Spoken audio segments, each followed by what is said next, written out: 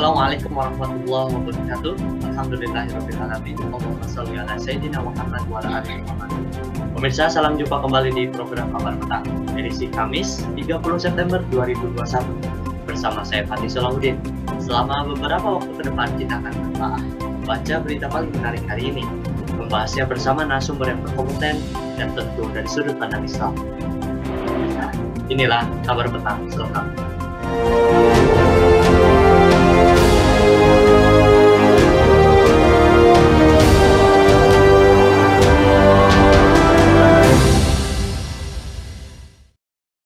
Indonesia meminta perjanjian non-proliferasi atau NPT agar terus ditegakkan di tengah harapan dunia untuk terbebas dari ancaman nuklir. Menteri Luar Negeri Retno Marsudi menyampaikan hal itu dalam pertemuan High Level Plenary Meeting on the International Day for the Total Elimination of Nuclear Weapons yang diselenggarakan setiap tahun sesuai mandat Majelis Umum Perserikatan Bangsa-Bangsa atau PBB. Menurut Retno, hingga saat ini masih terdapat 13.000 senjata nuklir yang mengancam perdamaian dan keamanan dunia. Adanya kemungkinan senjata itu jatuh ke tangan aktor non-negara, kata dia, harus menjadi landasan atau alasan kuat bagi semua negara untuk mempercepat pelucutan senjata nuklir. Sebagai koordinator gerakan non-blok dan pendukung utama dari penghapusan total senjata nuklir, Indonesia juga menyoroti pentingnya penguatan arsitektur untuk melucuti nuklir. Pemberlakuan perjanjian pelarangan senjata nuklir tahun ini merupakan tonggak sejarah yang sangat penting, yang memberikan kerangka hukum untuk mendelegitimasi senjata nuklir.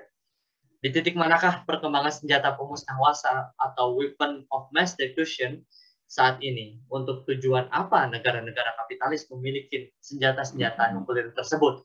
Bagaimana menghilangkan ketergantungan destruktif terhadap Amerika Serikat untuk mengakhiri ancaman nuklir terhadap kesejahteraan manusia?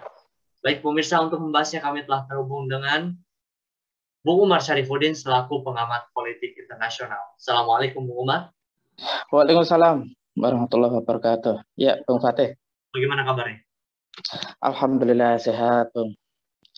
Alhamdulillah. Baik Bung Umar, mohon izin untuk langsung pada pertanyaan pertama kita di diskusi kita pada program Kabar Petang hari ini. Bung Umar, perlombaan senjata nuklir dunia tak pelak menghasilkan persediaan ribuan hulu ledak nuklir. Berikut alat dan sistem transportasinya. Di titik manakah perkembangan pemusnah massal atau weapon of mass destruction saat ini? Ya, tentu saja di titik ngeri, Bung. Cukup mengerikan. Saat ini kan tercatat sebanyak 9 negara ya di dunia dilaporkan telah menginvestasikan sekitar 1,4 miliar dolar atau setara dengan 20 triliun ya untuk pengembangan senjata nuklir mereka. Di antaranya ada Amerika Serikat, ada China, ada Korea Utara, ada India, Pakistan, ada Inggris, Rusia, dan Perancis. Kemudian secara keseluruhan ya, mulai dari awal pengembangan, sekitar 9 negara tersebut ini memiliki nuklir senilai 72 miliar US dollar atau sekitar 1.042 triliun. Dari jumlah itu, Amerika tentu sebagai penyumbang terbesar, ada lebih dari setengah dari jumlah total gabungan, yaitu 37,4 miliar US dollar. Dan tentu saja angka itu sekitar 55% ya dari total pengeluaran militernya pada tahun 2019. Itu untuk menunjukkan bahwa anggaran militer Amerika Serikat itu termasuk paling besar di dunia hari ini. Sehingga kalau kita lihat pesaing Amerika, negara seperti China, Rusia, Inggris, dan lain-lain ya, itu tidak sepadan dengan total nuklir yang dimiliki oleh Amerika Serikat.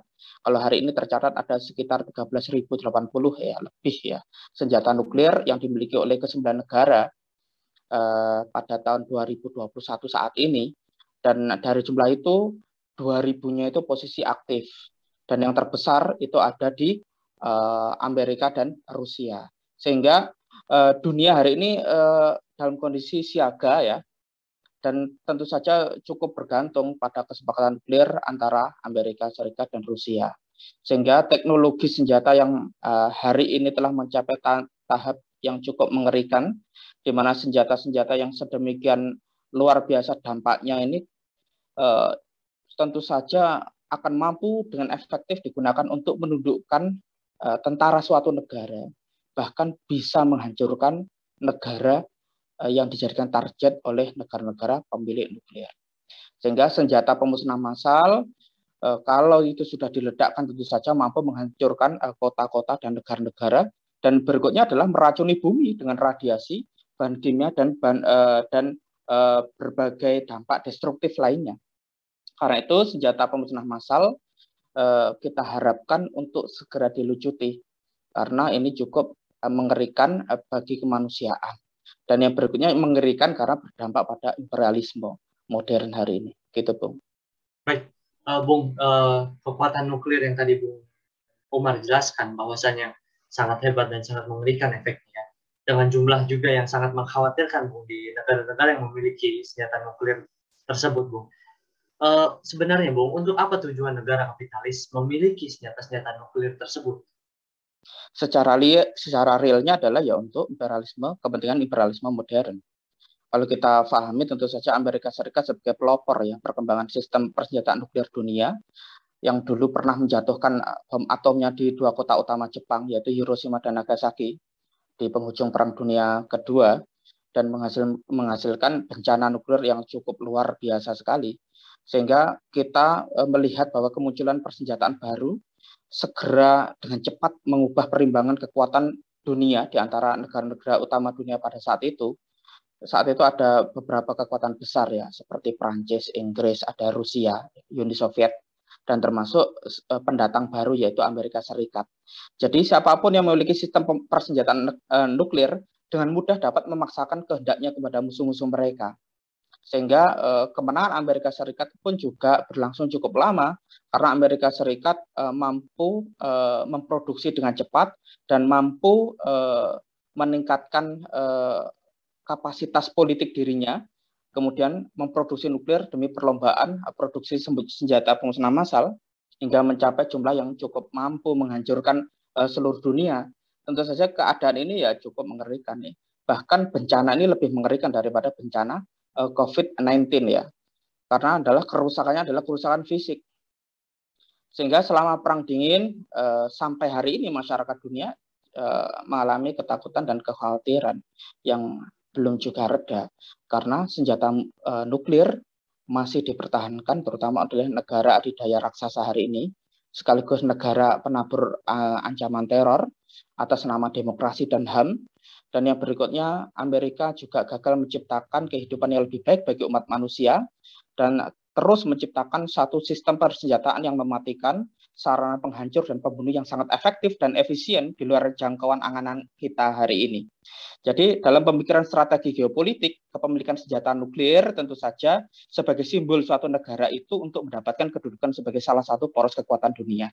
Ya contohnya Amerika Serikat hari ini sebagai pemilik senjata nuklir terbesar dunia.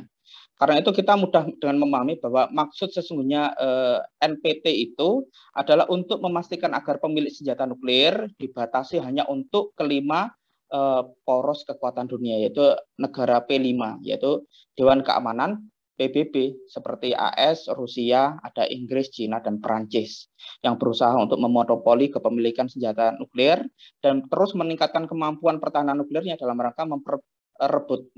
rangka bergelut ya, tukaran atau memperebutkan kue global, dan kue global itu adalah pasar dunia, dan ini yang dinamakan hegemoni global tapi gak kroso, yaitu dengan berbagai ancaman yang cukup destruktif sehingga kepemilikan senjata nuklir yang cukup masif dan mengerikan itu sebagai bargaining power, bargaining politik, militer dan ekonomi dalam rangka mereka itu bisa bermain catur kolonialisme yang tidak pernah juga usai. Dan ini yang harus segera dihentikan. Ya. Penindasan modern hari ini yang harus dihentikan. Begitu, Bang Fatih. Baik, menyinggung Amerika Serikat, Bung Umar. Amerika Serikat terlihat berusaha memperlihatkan upaya serius untuk menciptakan dunia yang bebas dari senjata nuklir. Pertanyaannya adalah, Bung, apakah Amerika Serikat menghormati komitmen internasional yang mereka sepakati? Lalu bagaimana dengan standar dan arah politik nuklir Amerika Serikat dan negara-negara Barat, Bung? Ya, kalau kita membahas program pengembangan nuklir, misalnya adalah dukungan Amerika kepada Israel dan India misalkan. Tentu saja yang kita lihat adalah bukan pertimbangan strategis. Tentu saja itu semua dalam rangka koridor kepentingan Amerika Serikat, bukan kepentingan kemanusiaan, bukan kepentingan keadilan. Jadi kalau kita berbicara Amerika Serikat hari ini, tentu Amerika Serikat melalui berbagai strategi penyesatannya tentunya ya, untuk mengadakan berbagai sejumlah pertemuan, konvensi maupun pertemuan tingkat tinggi terkait keamanan nuklir ya, dengan tujuan ya untuk menyampaikan pesan kepada dunia bahwa Amerika ini adalah bangsa adidaya yang komitmen untuk mengurangi secara drastis hulu ledak nuklir yang mereka miliki, dan itu diperkuat dengan opini media Amerika tentunya ya, untuk menyebarluaskan informasi tentang bahaya senjata nuklir. Sehingga tujuan diadakannya pertemuan tingkat tinggi yang diselenggarakan dan diinisiasi oleh Amerika tentu saja bukan untuk menghapuskan senjata nuklir, tetapi untuk mencegah pengembangannya. Ya. Meski begitu, ya kita melihat kemudian ada banyak sekali standar ganda Amerika Serikat ketika berurusan dengan negara-negara anteknya. Sehingga Amerika berusaha untuk mengendalikan dan membatasi aktivitas nuklir internasional dengan jalan melacak dan mengawasi seluruh laboratorium dan para staf yang bekerja di dalamnya, serta melakukan berbagai tindakan pencegahan ya, termasuk andai saja ada kebocoran dari kelompok-kelompok yang tidak bertanggung jawab, sehingga Amerika berusaha untuk menginginkan agar semuanya berjalan dalam koridor strategis Amerika Serikat. Sehingga Amerika sendiri hari ini juga mencegah penyebaran dan perbanyakan proliferasi uranium yang diperkaya, tentu saja ya menurut kepentingan Amerika Serikat, termasuk teknologinya ya, kepada negara-negara yang tidak diizinkan oleh Amerika Serikat untuk memiliki. Sehingga ini menunjukkan bahwa dominasi dan monopoli nuklir yang dimainkan oleh Amerika Serikat, contohnya ini dalam kasus senjata nuklir hari ini, bagi Amerika ya bukan perkara yang sulit. Karena Amerika hari ini sangat khawatir perkembangan teknologi nuklir ke berbagai pihak di dunia ini akan membahayakan kedudukannya di dunia dan mengancam hegemoninya. Begitu, Bang.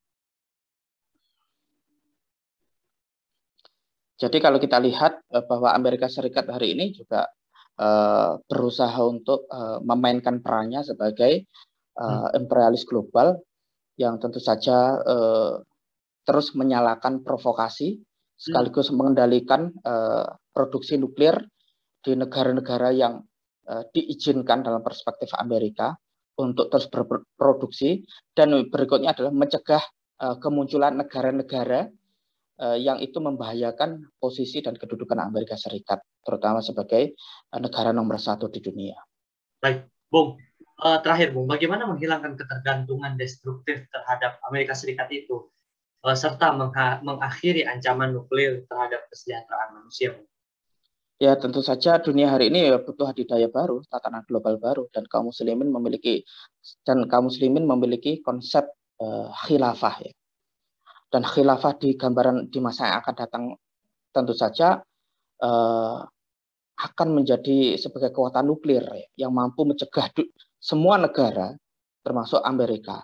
Jadi negara-negara yang bermusuhan itu bukan hanya antara Iran dan Arab, antara India dan Pakistan, ya, antara Rusia dengan Perancis misalkan.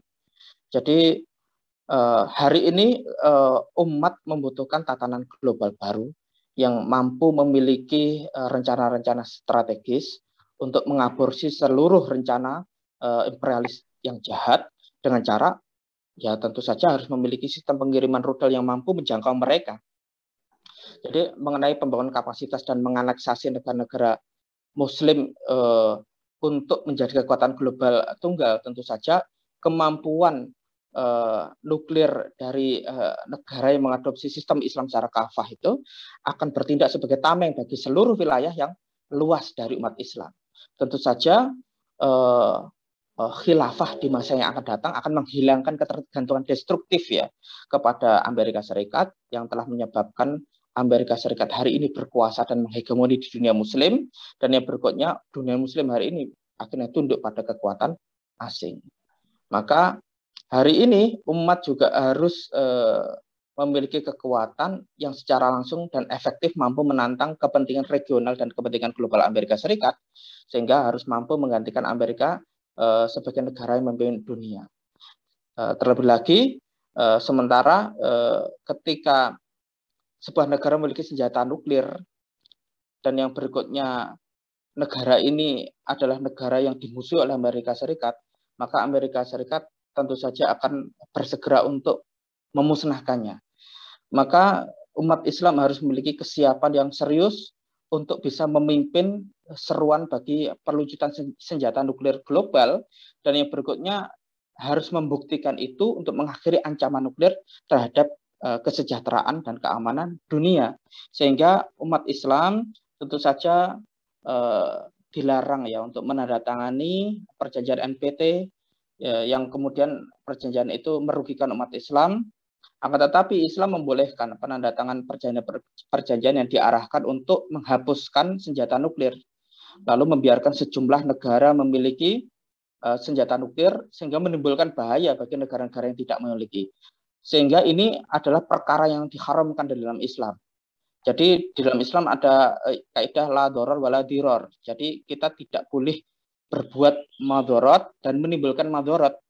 Sehingga ini adalah tugas yang harus diemban oleh negara adidaya global yang mampu melindungi kaum muslimin dan kehidupan.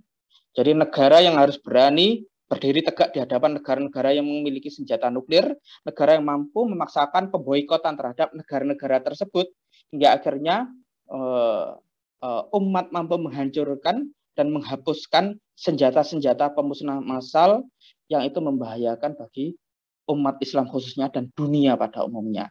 Sehingga umat Islam harus memiliki kekuatan yang mampu menghentarkan musuh, yang tentu saja itu berarti mereka yaitu musuh-musuh ini harus takut, sehingga tidak berani menyerang dunia muslim, dan akhirnya musuh juga akan takut menyerang umat, dan umat Islam memang diharuskan memiliki persenjataan dan memiliki persiapan kekuatan yang maksimal sehingga mampu menjadi adidaya yang mumpuni, menjadi adidaya memiliki kekuatan senjata yang tentu saja bisa membuat Amerika Serikat dan sekutunya hari ini betul-betul takut, dan yang berikutnya mereka sendiri harus menyerah pada kedikdayaan dan kekuatan umat Islam, sehingga mereka sampai bisa dicegah untuk tidak melakukan penindasan modern dan hegemoni politik, ekonomi, serta militer. Jadi negara yang akan hadir di masa yang akan datang itu tentunya diharapkan mampu untuk mewujudkan perdamaian hakiki, bukan perdamaian palsu dan perdamaian semu ala Amerika Serikat yang tentu saja hari ini menerapkan standar ganda dan hari ini terbukti membuat dunia ini semakin kacau dan berantakan. Begitu, Bung Fatih. Baik, terima kasih Bung Umar atas waktunya Pak hadir di program Kabar Petang pada hari ini. Ya, sama-sama, Bung. Pemirsa Kabar Petang, semoga Anda mendapatkan banyak manfaat dari acara ini. Sampai bertemu lagi di jam dan channel yang sama setiap hari. Jangan lupa untuk subscribe, like, dan share channel ini. Akhirnya saya Fatih Salahuddin bersama kru yang bertugas mohon undur diri. Wassalamualaikum warahmatullahi wabarakatuh.